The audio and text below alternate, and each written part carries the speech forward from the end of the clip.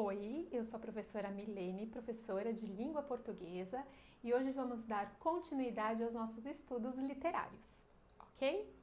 Bom, hoje nós falaremos sobre um momento, tá? Então, olha, presta atenção, não é um movimento literário, não é uma escola literária formada. Mas como nós definimos esse período? Definimos como um movimento artístico e intelectual. E dentro desse movimento artístico e intelectual chamado de humanismo, nós vamos ter algumas produções literárias, certo? Vamos pensar então historicamente. Estamos falando século XIV, século XV, tá? Esse período de tempo. O que está acontecendo? Então a mentalidade e o mundo está mudando, tá? Então, o que acontece? É uma transição, vamos pensar na transição da Idade Média para a Idade Moderna. O que acontece nesse período? Tá? Nesse período, nós temos a formação das cidades-estados italianas. Tá? Então, o que está sendo formado? Então, o povo, ele faz um deslocamento, ele vai para a cidade, e lá na cidade formam os chamados burgos. Vocês estão lembrados dos burgos? Então, os burgos são aquelas muralhas, né, que vão proteger aquela cidade. E aí nós vamos ter a formação dos chamados burgueses, a burguesia. Então, vamos lá. O que é a burguesia? A burguesia são homens livres que vão, né, morar nesses burgos, praticando o comércio e vão ter uma vida econômica relativamente estável, tudo bem? Isso já faz mudar a cara da nossa literatura, tá? Ainda mais porque vai ser nesse período, tá, no século XV, que Gutenberg ele vai criar a prensa. Então, o que a prensa vai trazer? A prensa vai fazer com que os livros, né, sejam publicados numa outra velocidade. Então, isso também vai dar outra cara. Então, daquela literatura oral que nós tínhamos, ela vai mudando aos poucos a partir desse período. Ok?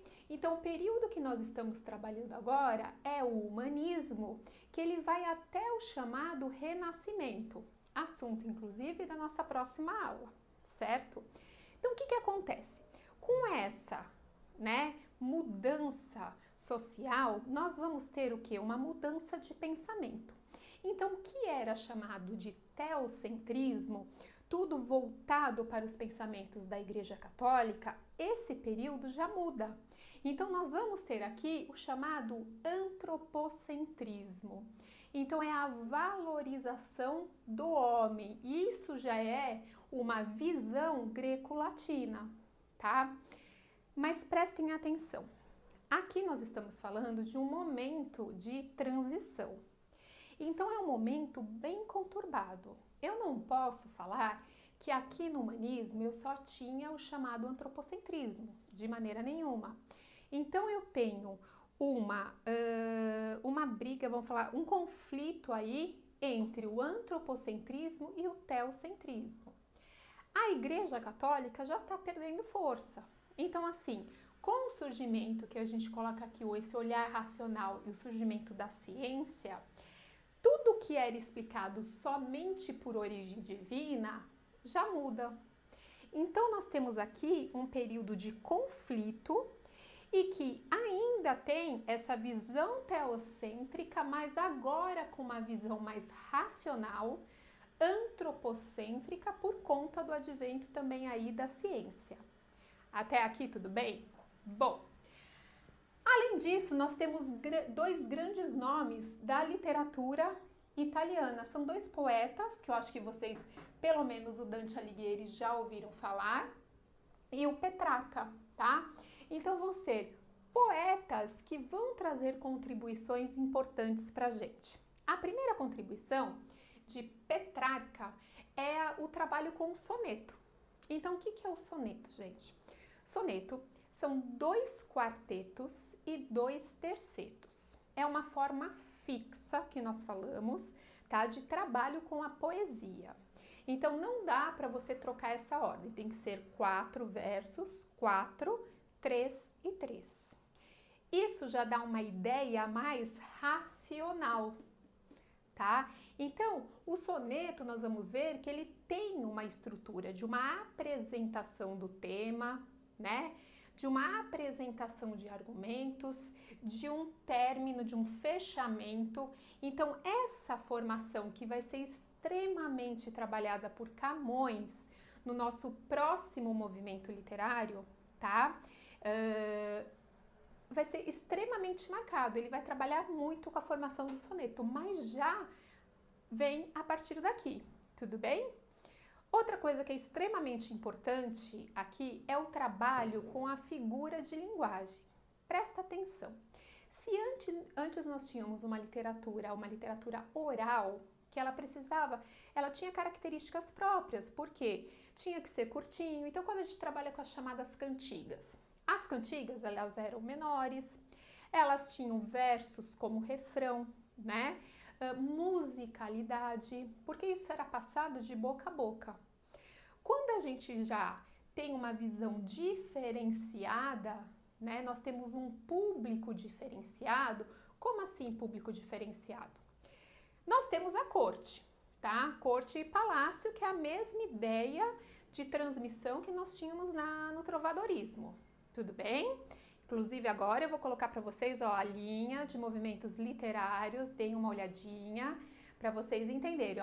Primeiro movimento trovadorismo, aí nós estamos vendo esse movimento chamado de humanismo e o próximo vai ser o classicismo. Tudo bem? Então vamos lá, voltando, só para vocês se localizarem. Então o que nós temos no trovadorismo, nós temos esse ambiente também, tá? E aqui continua. Então, inicialmente, ela é apresentada nos palácios, nas cortes, né? Feitas e também para nobres, tá? Mas aos poucos essa mentalidade vai modificando. Então, nós temos os burgueses com mais intenção de ter acesso a isso, nós temos o Gutenberg com a imprensa, então é tudo um processo. Quando nós trabalhamos com esse outro tipo de literatura, nós já podemos fazer um trabalho mais forte com as chamadas figuras de linguagem, tudo bem? Então aqui tem uma figura de linguagem extremamente marcada, chamada de metonímia. O que é a metonímia? Vocês estão lembrados? Então uma figura de linguagem que fala da parte representando o todo, tá? Então, sempre quando eu falo assim, eu pego uma partezinha e essa partezinha vai representar aquele todo, certo? Então, se eu falar assim para vocês, li Machado de Assis, você não leu o Machado, você leu o livro que é do Machado de Assis. Então, você tem uma parte representando aquele todo, tudo bem? Então, aqui, o que acontece aqui? Aqui nós temos partes que nem, um exemplo, né? A mulher ainda lógico que ela é retratada. Qual que é a diferença da cantiga para essa literatura humanista? É que aqui a mulher já não é tão mais idealizada como nas cantigas, tá? Mas eu posso colocar os olhos da mulher, falar dos olhos, mas não tô falando exatamente dos olhos. Eu tô falando que é a representação da mulher toda. Os olhos representam toda a mulher. Então, isso é importante para mostrar, né, que às vezes uma parte representa o todo. Então, a metonímia é super trabalhada aqui. Já vou mostrar para vocês em texto, ok? Então, vamos lá. Nós temos aqui, só para fechar as características gerais, né? A intenção, que é uma intenção de diversão. Então, ainda temos aquela ideia de diversão inicialmente. Como fica essa literatura? Então, aqui, prestem atenção. A produção literária, ela vai ser dividida em poesia palaciana, tá? Que o principal representante é o Garcia de Rezende, que em 1516 ele pegou todas essas poesias e colocou num livro chamado Cancioneiro Geral. Tudo bem? Essas poesias da época. Nós temos as crônicas e o principal representante é o Fernão Lopes, quando ele foi nomeado cronista-mor da Torre do Tombo em 1418, inclusive esse daí é o marco inicial do humanismo português, certo? E aí nós temos o teatro, que é o principal representante, Gil Vicente. Agora nós vamos falar um pouquinho de cada uma dessas representações literárias. Dá um tempinho para vocês tirarem um print e a gente já continua.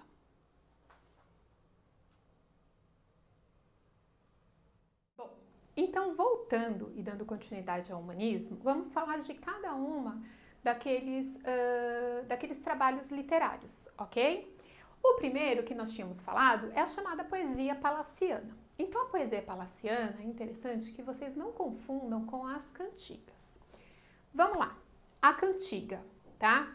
A cantiga, ela é menor, tudo bem? Ela tem uma linguagem chamada de galego-português, uma linguagem super difícil, tudo bem? Ela tem um refrão que a marca também, tem musicalidade, tá? Tem a mulher idealizada aí num patamar bem divino. Então, nós temos aquela diferença entre cantiga de amor, de amigo, de escárnio e de maldizer. O que é a poesia palaciana? Então, a poesia palaciana, ela é feita por nobre, tá? Uma questão de divertimento da corte, então apresentada lá nos palácios, tá? E ela vai falar muitas vezes de costumes que eles têm no dia a dia. E quando falar da mulher, é de uma forma menos idealizada, ok? Outra característica é o trabalho com a chamada medida velha. Então, ele tem um trabalho muito grande com as chamadas redondilhas maiores. Então, vamos lá. Redondilha menor, então medida velha. Redondilha menor são os versos com 5 sílabas poéticas. Redondilha maior com 7. Tá? Então, quando você faz a escansão, então eu coloquei aqui para vocês, ó. Acho que me deu Deus tudo, para mais eu padecer. Os olhos para vos ver, coração para sofrer e língua para ser mudo. O que que tem aqui? Na escansão. Então, vamos lá. Acho que me deu Deus tudo, ok? Então, só para retomar, a escansão como ela é feita? Você faz a divisão por verso, primeiro em sílabas gramaticais. Aí tem 2 particularidades dessa escansão. Qual é? Quando a palavra termina por vogal e a seguinte começa por vogal, você vai juntá-las, ok? E na última palavra de cada verso, você vai contar somente até a sílaba tônica. Vamos ver. Aqui, ó, não é vogal e vogal. Nem aqui. Nem aqui, nem aqui, nem aqui. Então, não vou juntar nenhuma. Tudo. Qual é a tônica mais forte? É o tu.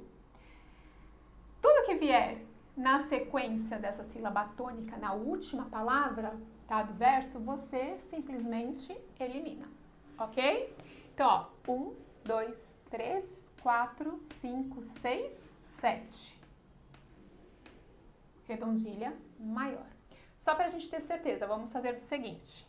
Para, mais, cuidado, hein? Ó, cuidado, porque aqui a gente não tem a separação nem aqui. Ninguém fala mais. Fala mais. É uma vogal e uma semivogal. Nessa situação que nós chamamos de ditongo, elas não podem ser separadas. Mesma coisa do eu. Ó, eu. Ninguém fala eu. Esse U não é pronunciado com toda a intensidade, por isso que esse U é uma semivogal. Vogal e semivogal também não separam, ficam na mesma sílaba, ok? Padecer. Tem alguma coisa para juntar? Não, não, não, nenhuma. Última palavra, qual é a tônica? Padecer, é o ser.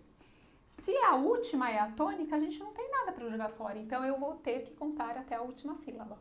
Então, nós temos 1, 2, 3, 4, 5, 6, 7. E e assim vamos ter as demais. Tudo bem? Outra coisa que nós temos aqui, que nós falamos de metonímia, tá? Então aqui, ó, quando você usa a parte para representar o todo. Então os olhos aqui, tá? A representação não é só os olhos dele, né? Você tem os olhos, mas é ele todo. Coração não é só um pedacinho, ó, tô tirando um pedacinho lá de dentro, é a parte pelo todo, mas representando o todo. Ó, língua com uma representação também. Então aqui nós temos a chamada metonímia. Então aqui, poesia palaciana. Tudo bem? Então para vocês tirarem um print. Agora vamos falar do maior representante do humanismo, que é o Gil Vicente, tá? O Gil Vicente, ele trabalha muito com o chamado gênero dramático, e nós temos uma aulinha sobre o gênero dramático, tá? O que acontece? Quem é Gil Vicente? Então, assim, Gil Vicente, ele vai ser patrocinado pela Igreja Católica, tá? Para poder trabalhar com suas peças, certo? A Igreja Católica, é lógico que tem um grande interesse. Por quê? Como ela estava perdendo, né? Ela não estava mais com toda aquela ascensão, ela precisa divulgar as ideias católicas, ela precisa segurar aqueles fiéis. Então, é como se fosse uma troca, tá? Se a gente for comparar o teatro medieval, então nós temos um teatro que ele é feito mais voltado na igreja mesmo, nos mosteiros. Esse teatro do Gil Vicente, ele é apresentado no Paço Real. Então, a partir do momento que o Paço Real, né, ele adquire uma importância maior, então ele vai ser encenado aí nesse Paço Real, certo? Então, assim, é um teatro simples, rudimentar, então feito assim no meio, né, da praça pública lá com as pessoas assistindo, várias pessoas, então não podia ter um cunho psicológico, tá? Tem que ser algo superficial para que todas as pessoas mais afastadas conseguissem entender e escutar, tudo bem? Então era essa a intenção. O Gil Vicente, em 71 anos de vida que ele teve, tem mais ou menos aí um estudo que fala que ele publicou mais ou menos umas 44 peças, tudo bem? Divididas como? Então ele dividia em autos e farsas. Quando a gente fala em auto, tá? Nós estamos falando em peças religiosas e moralizantes, tudo bem? Então nós temos uma trilogia do Gil Vicente super importante, que é o Alto da Barca do Inferno, Alto do Purgatório e o Alto da Glória, tá? Então, essa trilogia tem uma representação aqui bem grande desses altos. Então, o que acontece? Vamos pegar o Alto da Barca do Inferno, que eu acho que muitos já ouviram falar. O que é o Alto da Barca do Inferno? O Alto da Barca, ele tem assim, ele vai seguir os preceitos religiosos, ok? Então, assim, você vai ter tipos sociais que vão ser julgados para saber se quando eles morreram, se eles podem ir pelos seus feitos, né? Pelo que fez pela sociedade, se ele pode ir para a barca do anjo ou para a barca do diabo, tudo bem? Então tem aqui o que nós chamamos, e é muito importante, de maniqueísmo. Então o que é o maniqueísmo, tá? É o bem versus o mal, isso daí muito delimitado, tudo bem? Para o Gil Vicente, ele fala de todos, não tem quem é pobre, não tem quem é rico, não tem que por ser da igreja, nada, ele coloca toda a sociedade no mesmo pacote e ele vai criticar da mesma maneira, tá? Então vai lá, morre o sapateiro chega lá para ser julgado e ele chega com seus sapatos todos assim em volta do pescoço, mostrando que tem um grande apego, né, material, e aí ele vai discutir com o diabo, com o anjo não deixa ele entrar, obviamente, porque ele é apegado a coisas materiais e manda ele para a barca do inferno. E assim vai, temos a alcoviteira, que é a prostituta, e nós temos também o padre. Olha que situação interessante. O padre chega para ser julgado e ele chega com a sua amante. Como isso acontece? Se Gil Vicente foi patrocinado pela igreja, tem uma visão aí, lembra que a gente fala antropocentrismo, teocentrismo, né, bem marcado, e como ele faz essa crítica? Ó, o que Gil Vicente fala é o seguinte: eu não critico a instituição, jamais a instituição. Eu critico sempre o indivíduo que faz parte dela. Então, como se fosse assim. A Igreja Católica, de fato, ela é muito boa, mas pode ser que tenha um indivíduo, né, que aí dentro ele não seja bom, né, que ele vai fugir aí à regra. Então, ele está condenando esse indivíduo. Gente, sabemos que, vamos, né, convenhamos que não era essa a intenção. Ele queria fazer uma crítica mesmo pesada, mas ele não podia falar abertamente. Tudo bem? É bom que vocês tenham também que é assim, ele trabalha muito com personagens alegóricos, tá? Até coloquei aqui para vocês, ó, personagens alegóricos. Que eles, é assim, a representação por meio de uma pessoa, de um objeto, de uma ideia abstrata. Como assim? Então, nesse alto da barca, eu tenho o teocentrismo, essa ideia representada pelo diabo, olha a confusão. O teocentrismo, né, que é Deus representado pelo anjo, tá? E eu tenho a ideia da parte negativa, que é representada por quem? Pelo diabo. Então, nós temos, né, anjo com uma representação alegórica do bem e diabo com uma representação alegórica do mal. Os demais personagens são chamados personagens tipificados, tá? Que daí são representações, na verdade, de tipos sociais, certo? Bom, além dos autos, ele foi muito famoso também pelas farsas, tá? As farsas são críticas sociais de costume. Então, para que vocês entendam, elas são menores, tá? Geralmente um ato só, ela é bem menor do que o auto. E ela vai falar, vai fazer uma crítica mesmo de algo que acontece. Uma importante é chamada de farsa do velho da horta. Então, o que acontece? É um velho, tá? Que trabalha, que tem uma horta e que ele, todo dia, ele vê uma menina que vai buscar hortaliças lá na sua horta, né? Vai para levar para casa. E ela se abaixa e ele consegue ver partes dessa menina. Então, essa farsa é para mostrar justamente, né, criticar esse tipo de atitude, que é uma atitude humana. Então, por isso que Gil Vicente fica muito, ele se coloca muito na sociedade e vai criticar esses tipos de costumes. Tudo bem? Então, esse daqui é Gil Vicente. E o último, né, que não é nem necessário fazer uma nova lousa, são as crônicas, que eu falei para vocês, que nós temos o Fernão Lopes, que ele é nomeado guarda-mor da Torre do Tombo. E o que é ser cronista? Cronista é uma preocupação histórica que ele tem, tá? Então, tudo que ele for escrever, ele vai falar de feitos dos reis, né? Do que acontecia com os reis, para ter como registro histórico. Então, as crônicas dessa época são crônicas com intenção de registro histórico, que abordam a vida dos reis. Tudo bem? Espero que vocês tenham gostado, tenham entendido tudo. Um tempinho para tirar um print e até a próxima!